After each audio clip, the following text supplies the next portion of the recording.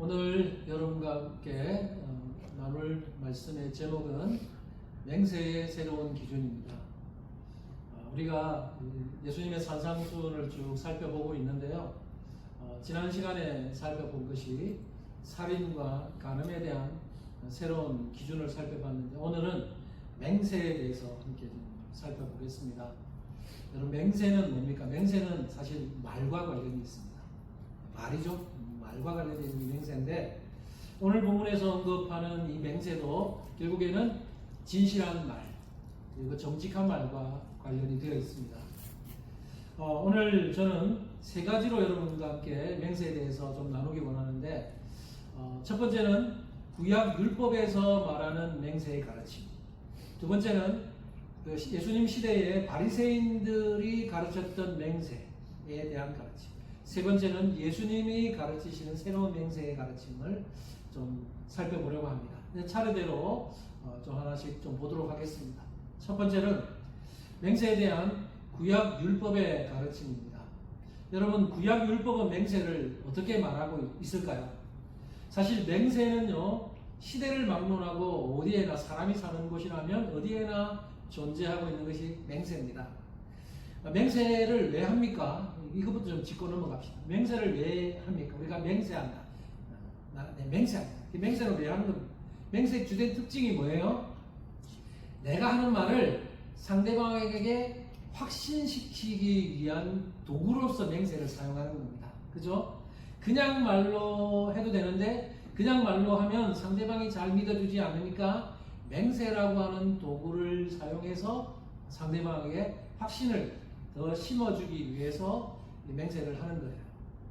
이처럼 맹세는요, 내가 하는 말을 상대방에게 믿게 하기 위한 최후의 수단이면서 최고의 수단이기도 합니다. 그런데 문제가 뭐냐 하면 맹세는 그 하는 것이 자주 하고 빈번하게 할수록 그 맹세의 가치가 떨어진다는 거예요. 맹세의 가치가 떨어지면 사람들이 맹세를 가볍게 여깁니다. 그리고 맹세를 쉽게 어기기도 합니다. 그러면 맹세의 강도를 더 높이려고 합니다. 여러분, 맹세의 강도를 더 높이는 방법이 뭘까요? 예를 들어 나 너에게 뭐 이렇게 말해놓고 나 맹세한다. 그랬는데 잘 안 믿어져. 그러면 맹세의 강도를 높이는 또 하나의 방법이 뭐냐 하면 무언가를 걸고 맹세를 합니다. 어떤 사람은 자신의 손을 걸고 맹세합니다. 내 손에 장을 지진다 하면서 그렇게 맹세를 하기도 하고, 어떤 사람은 자신의 목숨을 걸고 맹세를 하기도 합니다. 이처럼 맹세는 어느 시대에나 있어 왔는데 구약 시대에도 맹세가 있었어요. 자, 그러면 모세 율법, 구약의 율법에서 요구하는, 구약 시대의 그 율법이 요구하는 맹세는 어떤 것이었을까요? 구약 시대의 맹세의 특징은 하나님의 이름으로 맹세하라는 것입니다. 제가 신명기에 나오는 두 구절을 한번 가져와 봤는데요. 신명기 6장 13절과 10장 20절. 먼저 6장 13절을 보시면 이렇게 말씀합니다. 내 하나님 여호와를 경외하며 그를 섬기며 그의 이름으로 맹세할 것이니라. 그의 이름으로, 그러니까 하나님 여호와의 이름으로 맹세하라고 말하죠. 그 다음에 신명기 10장 20절도 위의 구절과 거의 비슷해요. 하나만 더 추가되어 있는데 내 하나님 여호와를 경외하며 그를 섬기며 그에게 의지하고 그의 이름으로 맹세하라. 이처럼 구약의 율법은 맹세에 대해서 말할 때 여호와 하나님의 이름으로 맹세하라 라고 명령합니다. 그러면 그 이유가 뭘까요? 왜 구약의 율법은 하나님 여호와의 이름으로 맹세하라고 말하고 있을까? 그 이유가 뭘까요? 그 이유는 그 당시 그 유대인들이, 히브리인들이 하나님의 이름을 두려워합니다. 그러니까 백성들이 두려워하는 하나님의 이름, 여호와의 이름을 걸고 맹세하면 저 사람들이 함부로 말하지 않고 진실을 말할 거예요. 그래서 그 여호와의 이름 때문이라도 거짓 맹세를 하지 않게 되고 더욱더 진실하게 그 맹세를 지키려고 할 거라는 것을 아셨기 때문에 구약의 백성들에게는 너희들 맹세하려면 여호와 하나님의 이름으로 맹세해라, 이렇게 명령을 한 겁니다.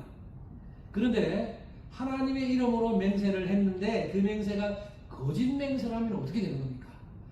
레위기 19장 12절 말씀에 이에 대한 언급이 나옵니다. 이렇게 말씀합니다. 너희는 내 이름으로 거짓 맹세함으로 내 하나님의 이름을 욕되게 하지 말라. 나는 여호와입니다. 하나님의 이름으로 여호와의 이름으로 맹세를 했는데 그것이 거짓 맹세였다면 그건 어떤 결과를 초래한다는 거예요? 하나님의 이름을 욕되게 하는 죄를 범하는 것이 된다는 겁니다.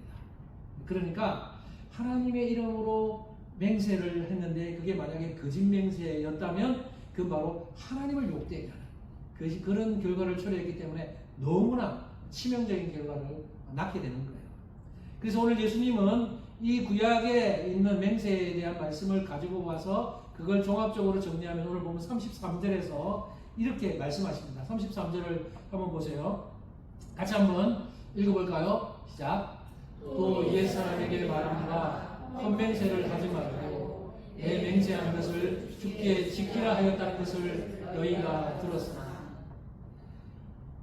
옛사람에게 말합니다. 이 구약시대의 사람들 이야기하죠. 옛날에 구약시대에는 거짓맹세하지 말라 그랬죠. 근데 예수님은 그 거짓맹세를 헛맹세라고 살짝 표현을 바꾸셨어요. 여기 예수님이 말씀하신 헛맹세가 뭘까요? 헛맹세라는 것은 원어적으로 보면 맹세에다가 뭔가를 덧붙이는 것을 말합니다. 그러니까 사람들은 맹세한다고 말하면서 뭔가를 덧붙여서 자기에게 유리한 식으로 말을 바꾸고 그러면서 교묘하게 거짓을 일삼는 것을 이야기해요. 그래서 맹세를 통해서 헛맹세를 통해서 진실을 왜곡시키는 것을 말하는 거예요. 그러니까 구약 시대의 맹세는 어쨌든 진실을 말해야 되지 거짓말함으로 진실을 왜곡시키지 말라는 것에 초점을 두고 있습니다. 그래서 여호와 하나님의 이름으로 맹세하라는 것입니다. 여호와의 이름으로 맹세를 하면 너희들이 거짓말 안 할 거니까 그렇게 거짓말하지 말고 맹세한 것을 반드시 지키라는 의도로 그렇게 말씀하신 겁니다. 예수님 그래서 헛맹세라고 표현을 바꾸신 겁니다. 이것이 구약 시대의 맹세의 기준이에요. 자, 그러면 이제 신약으로 넘어와서 예수님의 가르침을 보기 전에 예수님 시대의 바리새인들은 이 맹세를 어떻게 해석하고 생각했을지 한번 보겠습니다. 앞서 언급한 것처럼 구약의 율법에서 강조하는 맹세에 대한 것은 여호와의 이름으로 맹세하되 거짓 맹세는 안 되고 맹세한 것은 꼭 지켜야 된다는 것이 그 구약의 가르침이에요. 그런데 바리새인들은 그 율법의 가르침을 교묘하게 바꾸어서 거짓 맹세의 개념을 자기식으로 해석해서 가르쳤어요. 어떻게 해요? 앞서 말씀드린 것처럼 구약의 거짓 맹세는 실제로 그 내용을 바꾸는 것, 그 거짓으로 이렇게 맹세하는 것이 실제로 구약적인 맹세의 의미예요. 근데 이 바리새인들은 어떤 식으로 바꿔버렸냐면 여호와의 이름을 함부로 사용해서 맹세하는 것을 거짓 맹세라고 바꿔버린 거예요. 그래서 구약과 다른 거죠. 구약의 율법은 오히려 여호와의 이름으로 맹세해라. 그런데 여호와의 이름으로 맹세하는 만큼 그만큼 책임감 있게 거짓말하지 말고 진실하게 맹세하라, 진실하게 말해라. 이것이 구약의 가르침인데 이 바리새인들은 여호와의 이름으로 잘못 맹세했다가 혹시 그것이 거짓으로 들통나면 이게 여호와 하나님을 욕되게 하는 것이 되기 때문에 이걸 피하기 위해서 함부로 여호와의 이름으로 맹세하는 것이 거짓 맹세다. 이렇게 의미를 바꿔버린 거예요.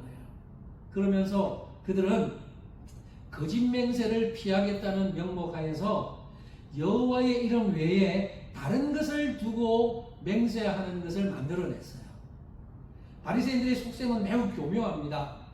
그들은 여호와의 이름을 피해서 맹세를 하려다 보니까 하나님보다는 높지 않지만 그래도 상당히 비중 있고 상당히 무게감 있는 어떤 것들로 맹세를 하면 그래도 맹세의 어떤 내 말에 확실성을 심어주는 대신에 하나님의 이름을 욕되게 하는 것으로서는 벗어날 수 있다 라고 하는 교묘한 그런 생각에서 다른 것들로 두고 맹세를 하기 시작했어요.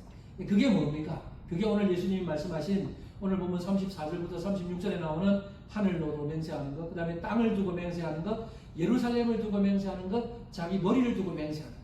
그리고 바리새인들은 하나님의 이름만 아니고 하나님의 이름을 두고 맹세했다가 거짓 맹세하면 이건 하나님을 욕되게 하고 그것이 불경한 것이 되기 때문에 하나님의 이름 외에 교묘하게 다른 것으로 하늘과 땅과 예루살렘과 머리를 두고 맹세하는 것으로 바꾸어버린 거예요.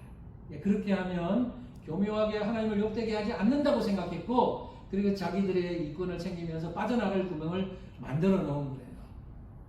여러분, 이게 옳습니까? 예수님은 이 바리새인들의 발상, 교묘한 속셈을 너무나 잘 알고 계세요.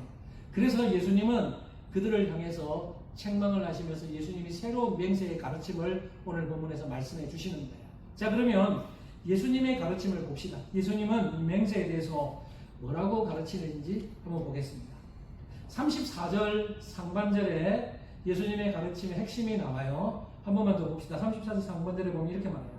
나는 너희에게 이르노니 도무지 맹세하지 말지니. 예수님이 뭐라고 말해요? 나는 너희에게 이르노니 도무지 맹세하지 말라.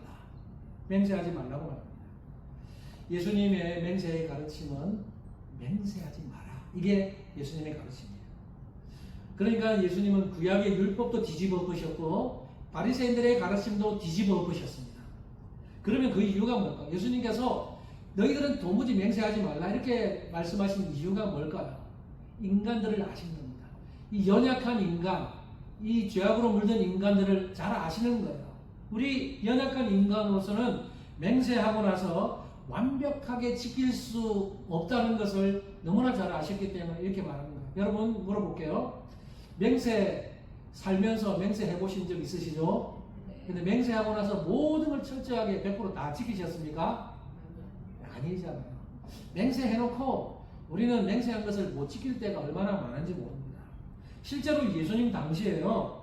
맹세가 크게 남용되어서 맹세가 진실을 드러내는 데 사용되어야 마땅한데 오히려 맹세 때문에 진실을 약화시키는 결과를 초래했습니다.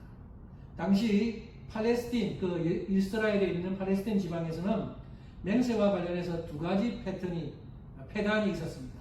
하나는 경박한 맹세고 또 하나는 회피하는 맹세예요. 이 두 가지가 그 당시에 유행하고 그 당시에 백성들에게 두루두루 퍼져 있습니다. 경박한 맹세가 뭐예요? 경박한 맹세라는 것은 맹세가 필요 없을 때에도 맹세를 남발하는 것이 경박한 맹세예요. 그냥 평범하게 말할 수 있는데도 맹세의 형태로 말을 함으로써 자꾸 맹세를 남발했다는 겁니다. 예를 들어서 별것도 아닌 일에 자기 목숨을 걸고 맹세하는 일들도 이런, 예를 들면 이런 거예요. 뭐 오늘 우리 삶에서 얘기한다면 나 다음 주에 당신에게 꼭 밥 사줄게요. 내 목숨을 걸고 맹세해. 이런 식이에요. 여러분 이게 밥 사준다는 게 목숨을 걸 만한 일입니까? 아니에요. 그냥 밥 사주면 됩니다. 혹시나 바빠서 못하면 그 다음 죄송해요. 다음 주에 또 할게요. 못 지켜. 이러면 되는데 이렇게 쉽게 자기 목숨을 걸고 맹세한다는 이런 말들을 너무 쉽게 남발하다 보니까 이런 맹세가 경박한 맹세가 돼서 실제로 목숨을 걸고 맹세해야 될 일이 일어나요. 그죠?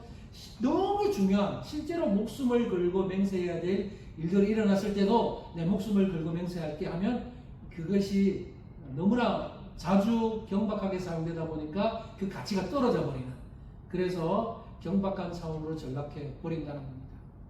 그게 그 당시에 이렇게 있었다는 거예요. 제임스 보이스 목사님은 경박한 맹세에 대해 한 가지 예를 드는데요. 이건 한 가지 예입니다. 이런 예를 들어요. 대저택에 사는 어떤 한 하인이 있어요.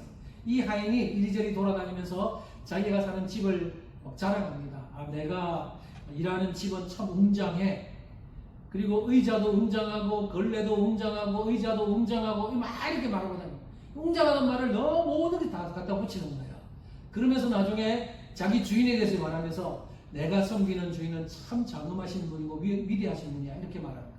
자, 그러면요 사람들이 이 하인의 말을 걸레도 웅장하고 의자도 웅장하고 이렇게 하는데 우리 주인도 장엄하신 분이다 이렇게 하면 주인의 장엄하심에 대한 것이 가치가 떨어진다는 거예요.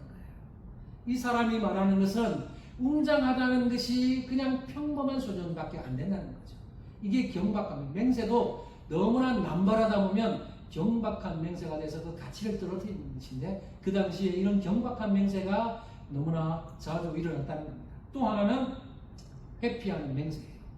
회피하는 맹세가 뭡니까? 우리가 앞서 살펴본 것처럼 유대인들에게서 일어났던 그 바리새인들에게서 일어났던 현상들이에요. 여호와의 이름으로 맹세해야 되는데 여호와의 이름을 걸고 맹세하면 혹시나 하나님의 이름을 그렇게 욕되게 할까봐 그게 두려워서 하늘과 땅과 예루살렘과 자기 머리를 두고 맹세하는 것이 일어나는데 이것이 바로 회피하는 맹세예요. 그 율법에는 여호와 하나님의 이름으로 맹세하라고 말하는데 회피하고 하나님의 이름으로 맹세하는 것을 회피하면서 다른 것을 두고 맹세하는 것이 바로 회피하는 맹세였어요.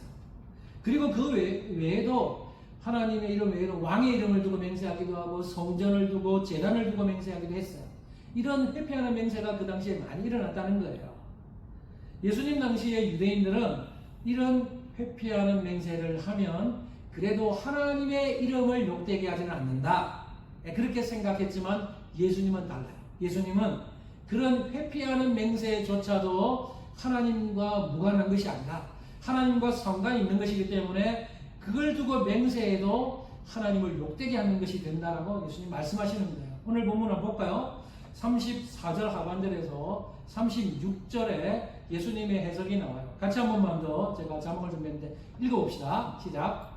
하늘로도 하지 말라. 이는 하나님의 보좌이며 땅으로도 하지 말라. 이는 하나님의 발등상이며 예루살렘으로도 하지 말라.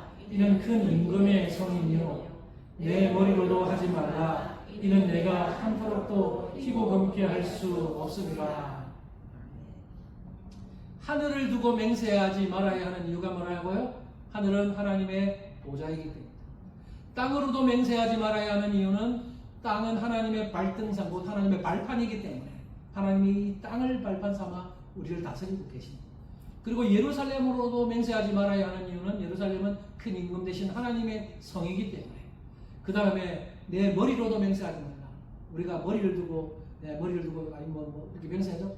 맹세하지 말아야 되는 이유는 우리는 인간으로서는 머리카락 하나도 희고 검게 만들 수 없는 연약한 우리의 머리카락을 희고 검게 만드시는 분은 하나님이시기 때문에 네가 머리로 맹세해? 네가 머리로 맹세한다고 해서 하나님과 상관없는 것 같냐? 아니야. 너의 머리카락 하나도 희고 검게 만드시는 분은 하나님이시다. 그러니까 너는 하나님의 이름을 피하기만 하면 하나님과 상관없다고 생각하지만 네가 무엇을 두고 맹세해도 그건 다 하나님과 상관이 있는 것이고 하나님을 욕되게 하는 것이 되기 때문에 그런 것들도 다 하나님과 관련이 있는 거야 라고 예수님 말씀하시는 거예요. 여러분 이처럼 어떤 것을 두고 맹세를 해도 하나님과 별개로 사용할 수는 없다는 겁니다. 하늘이나 땅이나 예루살렘이나 머리나 그 외에 모든 것이 다 하나님과 상관이 있는 것이기 때문에 그런 것들 가지고 맹세해놓고 그것을 맹세를 어기거나 그 맹세가 거짓이라고 한다면 그것은 다 하나님을 욕되게 하고 하나님의 이름을 이렇게 요구도 먹게 하는 것이라는 것을 예수님 말씀합니다. 그래서 예수님은 도무지 맹세하지 말라 그렇게 말씀하시는 것입니다. 그러므로 여러분 우리는 어떤 형태의 맹세든지 모든 맹세는 하나님과 직결되어 있다는 사실을 기억해야 되고요. 우리가 내뱉는 단순한 말 한마디 한마디가 모두 하나님 앞에서 하는 사실이라는 것을 기억하면서 진실한 말, 정직한 말을 해야 합니다. 예수님의 가르침의 핵심은 하나님의 이름으로 맹세하든지 아니면 다른 것을 두고 맹세하든지 그 맹세를 끝까지 지킬 수 없다면 차라리 맹세하지 않는 것이 옳다, 그것이 맞다라고 말씀하는 거예요. 그게 최선이라고 말씀하는 거예요. 이제 예수님의 맹세에 대한 결론을 봅시다. 예수님의 맹세에 대한 최종 결론은 37절에 나와요. 이렇게 하시고 나서 예수님이 뭐라고 말씀하십니까? 37절 같이 읽어볼까요? 시작. 오직 너희 말은 옳다 옳다 아니라 아니라 하라. 이에서 지나는 것은 악으로부터 나느니라. 예수님의 최종 결론이 뭐냐면 너희가 말할 때 맹세라는 도구를 사용하지 말고 그냥 옳다 옳다 옳으면 옳다 아니면 아니다 이렇게 하라는 거예요. 이게 예수님의 결론이에요. 그러니까 예 아니오의 선을 넘어서지 말라는 것입니다. 여러분 예수님의 이 말씀은요 오늘날 우리 성도들의 언어 생활의 원칙을 천명해 주시는 것입니다. 옳은 것은 옳다고 하고 아닌 것은 아니다 라고 말하는 것이 우리 성도들에게 요구되는 언어 생활의 원칙이라는 거예요. 옳은 것을 아니라고 말하지 마십시오. 아닌 것을 옳다고 하지도 마십시오. 옳다고 했다가 아니다고 바꾸거나 아니다라고 옳다고, 물론 그럴 수도 있지만 그렇게 하는 것은 신실하지 못한 것이 됩니다. 그래서 예수님은 옳은 것은 옳다고 말하고 아닌 것은 아니다고 말하는 이 선 안에서 해야 되지, 뭔가 자꾸 과장해서 말하거나 아니면 맹세의 형태로 말하면서 거짓을 하거나 이러지 말라는 거예요. 예수님은 옳다, 옳다, 아니다, 아니다의 선을 넘어서는 것은 악으로부터 난다고 말합니다. 여기서 악으로부터 난다는 것은 두 가지를 낼 거예요. 하나는 비열한 마음에서 난다는 것이고, 또 하나는 악한 자에게서 난다는 의미인데, 악한 자가 누구예요? 바로 사탄입니다. 그렇죠? 그래서 거짓말의 압이, 거짓의 압이 사탄으로부터 나는 거예요. 그러니까 옳은데 아니라고 말하는 것은 누가 주는 거예요? 결국 사탄으로부터 오는 거예요. 그런데 아닌 것을 옳다고 하는 것도 마찬가지죠.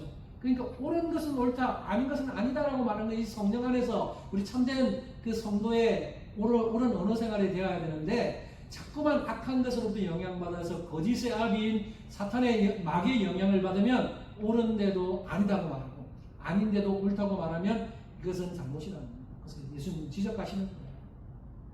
여러분, 이게 예수님의 가르침입니다. 그 최종 결론입니다. 자, 그러면 이 맹세와 관련해서 적용 하나 해보겠습니다.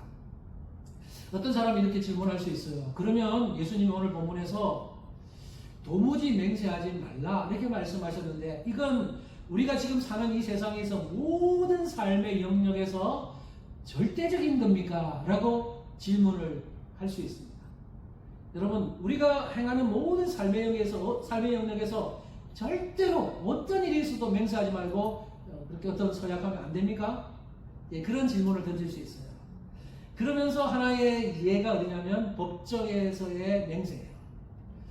법정에 가보신 적이 있습니까? 저는 아직 법정에서 무슨 맹세해본 건 있는데, 우리가 드라마나 영화 같은 걸 보면 법정에서 증인이 맹세를 선서하죠. 선서하는데 지금도 제가 인터넷 찾아보니까 문구가 딱 나와 있더라고요.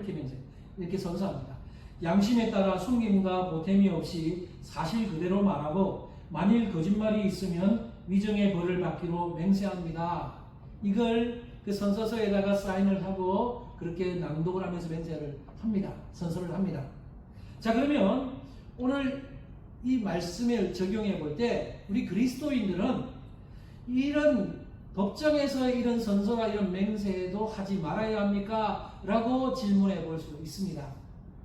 실제로 어떤 종교단체는요, 예수님의 이 말씀을 문자 그대로 적용해서 법정에서조차 어떤 맹세도 하지 않았어요. 대표적인 종교단체가 제세례파와 퀘이크 교도들이에요.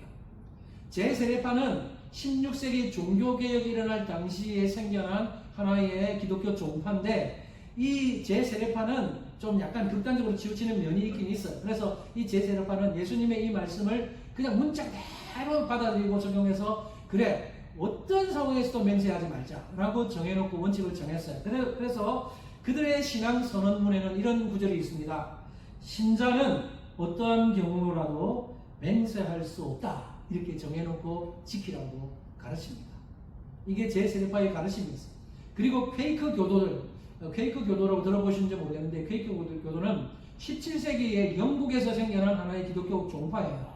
이 퀘이크 교도들도 예수님의 이 말씀 때문에 법정에서 맹세하고 선서하는 것을 거부합니다. 그래서 많은 불이익을 당했어요. 그래서 실제로 퀘이크 교도들은 법정에서 무죄 선고를 받을 수 있었음에도 불구하고 맹세하는 것을 거부했다는 이유로 유죄 선고를 받고 또는 투옥이 되는 경우도 있었습니다. 그리고 맹세를 거절했기 때문에 관세법을 지킬 수 있는 권리와 소송하는 권리, 법정에서 증인이 될 수 있는 권리, 이런 여러 권리들이 있었는데 그것을 다 잃어버린 적도 있었습니다. 이 퀘이크 교도들도 좀 한쪽으로 치우친 면이 있습니다. 그러나 여러분, 결론부터 말씀드리면 예수님의 이 말씀은 모든 삶의 영역에서 절대로 맹세하지 말라, 이런 의미는 아니에요. 마태복음 26장에 한 예를 들어보겠습니다. 대제사장이 예수님께 말하는 내용이 나옵니다. 질문하는 내용이 나와요. 마태복음 26장 63절 하반절에 제가 쉬운 성경에 있는 구절을 가지고 와봤어요. 이렇게 물어요. 다시 대제사장이 예수님께 물었습니다. 내가 살아계신 하나님께 맹세하고 당신에게 명령하니 우리에게 말하시오. 당신이 하나님의 아들 그리스도요? 이렇게 물어요. 만약에 예수님이요 모든 맹세를 금지하셨다면 지금 대제사장이 하는 말에 대해서 맹세가 들어가니까 이것에 대해서 대답하지 않으셔야 합니다. 근데 예수님은 그 다음 구절에서 네가 말하였느냐 하면서 대답을 하세요. 그러니까 모든 영역에서는 뭐 철저히 뭐 100% 맹세하지 말라 이런 의미는 아니라는 것을 우리가 알 수 있어요. 예수님도 인정하신 거죠. 그리고 사도 바울도 고린도후서 1장 23절에서 내가 내 목숨을 걸고 하나님을 불러 증언하게 한다.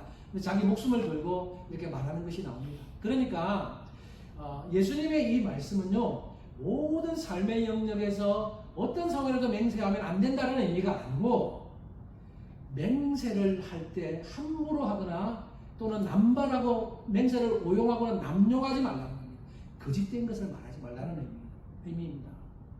앞서 언급한 그 선서도 마찬가지입니다. 우리가 법정에 갈 일이 있을 때 증인으로도 설 일이 있을지는 모르겠지만 선서할 때 정해놓은 규칙에 따라 선서하는 건 가능해요. 그러나 그 선서하고 맹세를 하면 그 맹세대로 위정을 하지 말고 진실되게 말하라는 것입니다. 이게 예수님 말하고자 하는 핵심입니다. 예수님의 의도가 뭐예요? 예수님이 이 맹세에 대해서 말씀하시는 의도는요 진실하다면, 우리 그리스도인들이 진실하다면, 진실한 사람들은 맹세라는 그 도구에 의지할 필요가 없다는 겁니다.